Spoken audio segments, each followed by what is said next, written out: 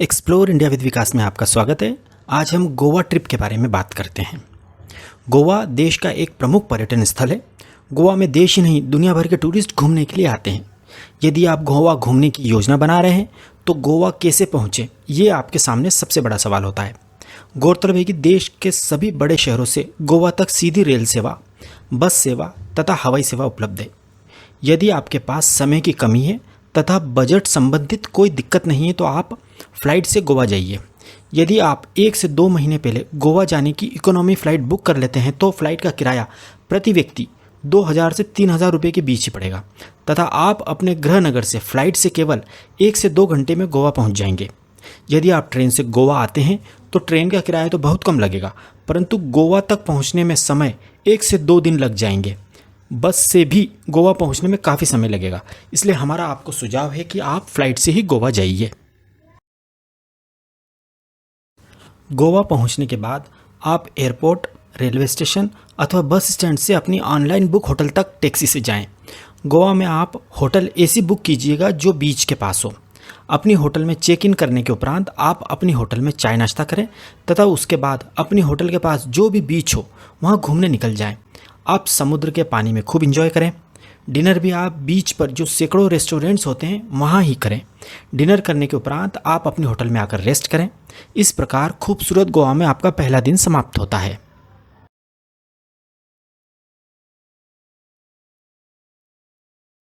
अगले दिन आप अपनी होटल में सुबह का ब्रेकफास्ट करें तथा गोवा घूमने के लिए आप होटल से बाहर निकल जाएं। होटल के बाहर ही आपको किराए पर स्कूटर, बाइक तथा कार देने वाले ट्रैवल एजेंट मिल जाएंगे। आप वहां से अपनी मनपसंद गाड़ी किराए पर ले सकते हैं।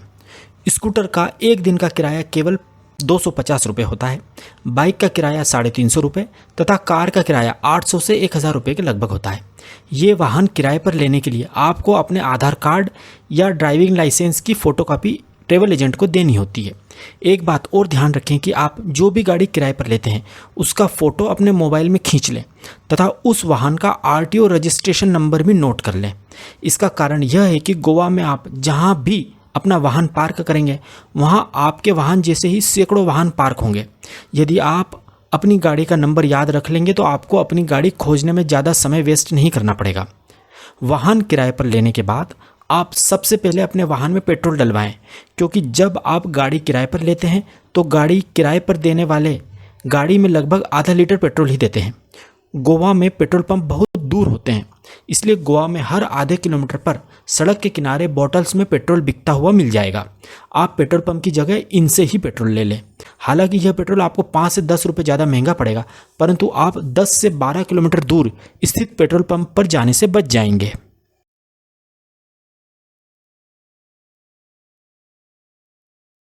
गाड़ी किराए पर लेने के बाद आप गोवा का सबसे प्रसिद्ध कलिंगट अथवा बागा बीच देखने जाएं। इस बीच पर आप dolphin ride, parasailing, banana boat ride, water scooter आदि वाटर एक्टिविटीज़ को अपने परिवार के साथ एंजॉय कीजिए। यह सारी वाटर एक्टिविटीज़ आप यदि एक साथ बुक करते हैं तो आप बहुत कम पैसे में यह सारी एक्टिविटीज़ एंजॉय कर पाएंगे। इन सारी वाटर एक्टिविटीज़ में आपको 3 से 4 घंटे का समय लगेगा। यह एक्टिविटी करने के बाद आप बीच पर ही किसी रेस्टोरेंट में लंच कर लें।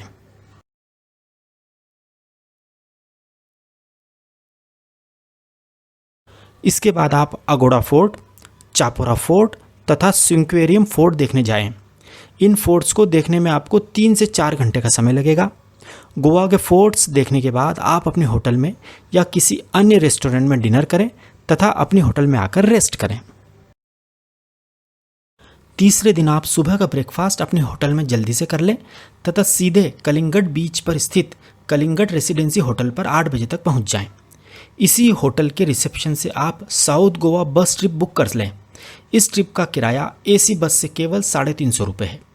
बस आपको इसी होटल से 8:30 बजे पिक करेगी तथा आपको साउथ गोवा के महत्वपूर्ण टूरिस्ट स्पॉट्स दिखाकर रात को 8:30 बजे इसी होटल पर छोड़ देगी। आप यह ट्रिप ऑनलाइन भी बुक कर सकते हैं।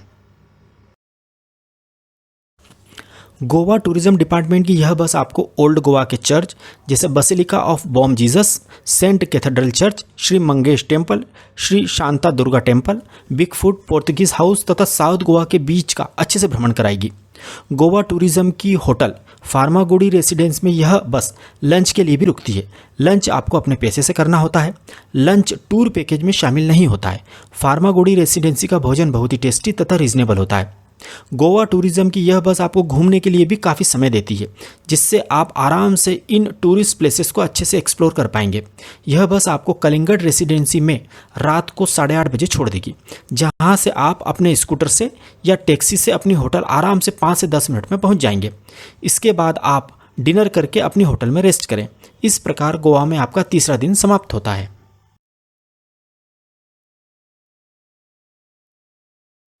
चौथे दिन आप सुबह का ब्रेकफास्ट करें तथा दूध सागर वाटरफॉल देखने के लिए अपनी स्कूटर से या अपनी कार से निकल जाएं। यह वही झरना है जिसे चेन्नई एक्सप्रेस मूवी में दिखाया गया था। यह वाटरफॉल सड़क मार्ग से पणजी से 60 किलोमीटर दूर स्थित है। दूध सागर वाटरफॉल से लगभग 15 किलोमीटर पहले ही आपको अपनी गाड़ी पार्क करनी होती है तथा आगे की यात्रा वहां पर वन विभाग द्वारा स्वीकृत एवं अधिकृत जीप से ही करनी होगी। इस जीप का किराया 400 रुपये प्रति व्यक्ति होता है तथा फॉरेस्ट एंट्री फीस तथा लाइफ जैकेट फीस 50-50 रुपये अलग से देनी होती है। इस प्रकार 500 रुपये प्रति व्यक्ति खर्च इस वाटरफॉल को देखने में आता है। इस वाटरफॉल को देखने के लिए आपको जीप जिस जगह छोड़ देगी वहाँ से आपको पैदल भी बहुत चलना पड़ेगा। यदि आपके साथ छोटे बच्चे तथा बुजुर्ग लोग हैं तो आप इस वाटरफॉल को देखने मत जाइएगा, क्योंकि इस वाटरफॉल तक पहुंचने का रास्ता फिसलन भरा तथा ऊबड़ खाबड़ है। जिस जीप से आप दूध सागर वाटरफॉल देखने जाते हैं उसका ड्राइवर आपको केवल 1.5 घंटे का ही समय इस झरने को देखने के लिए देता है तथा केवल 1.5 घंटे में ही आपको वापस अपनी जीप तक लौटकर आना पड़ता है तथा वह जीप वापस आपको आपकी गाड़ी जहां पार्क है वहां छोड़ देती है। इसलिए आप इस झरने को ठीक तरह से एक्सप्लोर नहीं कर पाते हैं। इस वाटरफॉल के पास खाने पीने की भी कोई अच्छी रेस्टोरेंट नहीं है, इसलिए आप अपने साथ कुछ खाने पीने का सामान जरूर ले जाइएगा।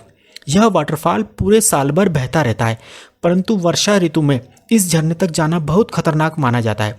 यदि आप वर्षा ऋतु में गोवा जा रहे हैं तो भूलकर भी इस झरने को देखने मत जाइएगा। गौरतलब है कि पहले ट्रेन द्वारा भी इस झरने को देखा जा सकता था, परंतु कोंकण रेलवे ने झरने वाले स्थान पर ट्रेन को रोकने की मनाही कर दी है, तो आप इस वाटरफॉल को अब ट्रेन द्वारा नहीं देख सकते हैं। हमारी आपको सलाह है कि यदि आपके पास पूरा एक दिन हो तथा आप पूरी तरह फिट हों तो ही इस झरने को देखने जाइएगा। इस वाटरफॉल को देखने के बाद आप वापस अपनी होटल में आकर डिनर करें तथा रेस्ट करें।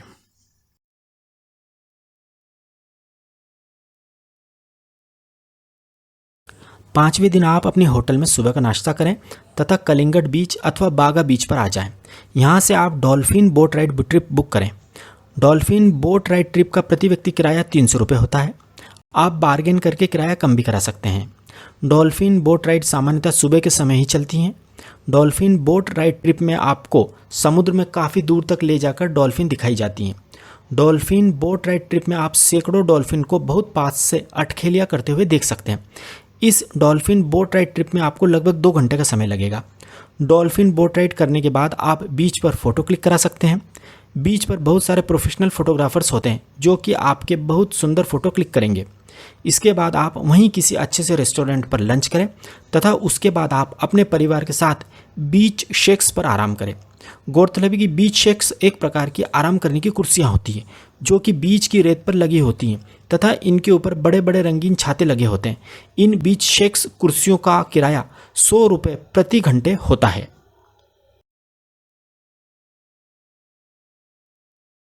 इसके बाद आप अपनी गाड़ी से सांता मोनिका जेटी नामक स्थान पर जाएं। यह पणजी के पास है। इस जगह से गोवा की मांडवी नदी में जो क्रूज़ चलते हैं उनमें बैठा जा सकता है। आप इवनिंग क्रूज़ अथवा सनसेट क्रूज़ बुक करें। इसका किराया 200 रुपये प्रति व्यक्ति होता है। यह क्रूज़ आपको लगभग 1 घंटे तक नदी में घुमाते हैं। इस दौरान क्रूज़ पर गोवा के कल्चरल प्रोग्राम भी होते हैं। यदि आपका मन गोवा के कैसीनो को देखने का हो तो आप इसी जगह से गोवा के कैसीनो में भी जा सकते हैं। कैसीनो की एंट्री फीस 3,000 रुपये से 6,000 रुपये के बीच होती है। इसमें रात का डिनर भी शामिल होता है तथा कैसीनो में खेलने के लिए कुछ चिप्स भी फ्री में मिलती हैं। परंतु आप यह ध्यान रखें कि कैसीनो में आप 18 वर्ष से कम उम्र के अपने बच्चों को नहीं ले जा सकते हैं। क्रूज़ तथा कैसीनो में एंजॉय करने के बाद आप अपनी होटल में आकर रेस्ट करें। इस प्रकार आपका गोवा में 5वां दिन समाप्त होता है। छठे दिन आप सुबह अपनी होटल में ब्रेकफास्ट करें तथा अपनी किराए से ली गई गाड़ी वापस कर दें। इसके बाद आप होटल से चेकआउट करें तथा टैक्सी के द्वारा एयरपोर्ट, रेलवे स्टेशन अथवा बस स्टैंड पहुंच जाएं। इसके बाद आप अपने गृह नगर की ओर प्रस्थान करें। इस प्रकार आपकी खूबसूरत गोवा ट्रिप खूबसूरत यादों के साथ समाप्त होती है।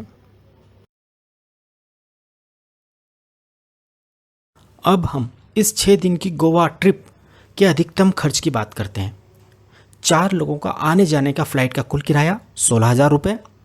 4 लोगों का 6 दिन का टैक्सी या स्कूटर का कुल किराया 6,000 रुपये। 4 लोगों का 6 दिन का होटल का किराया 6,000 रुपये। 4 लोगों का 6 दिन का भोजन का खर्च 10,000 रुपये। 4 लोगों का 6 दिन का एक्टिविटी का कुल खर्च 8,000 रुपये। 4 लोगों का गोवा में 6 दिन का अधिकतम कुल खर्च 46,000 रुपये। इसे हम 4 से डिवाइड करते हैं तो प्रति व्यक्ति अधिकतम कुल खर्च 11,500 रुपये आएगा। इस प्रकार आप केवल 11,500 रुपये में शानदार तरीके से फ़्लाइट को शामिल करते हुए गोवा घूम सकते हैं। यदि आप फ्लाइट की जगह ट्रेन या बस से गोवा आते हैं तो यात्रा खर्च 16,000 रुपये से घटकर केवल 6,000 रुपये ही आएगा तथा 4 लोगों की इस गोवा यात्रा का कुल खर्च 36,000 रुपये ही आएगा। इस प्रकार प्रति व्यक्ति खर्च भी 11,500 रुपये से घटकर केवल 9,000 रुपये ही आएगा। तो अब इंतज़ार मत कीजिए, जल्दी ही गोवा घूमने का प्लान बनाइए। यदि आपको हमारी जानकारी सही तथा उपयोगी लगी हो तो प्लीज़ हमारे चैनल एक्सप्लोर इंडिया विद विकास को सब्सक्राइब जरूर कीजिएगा। Thank you.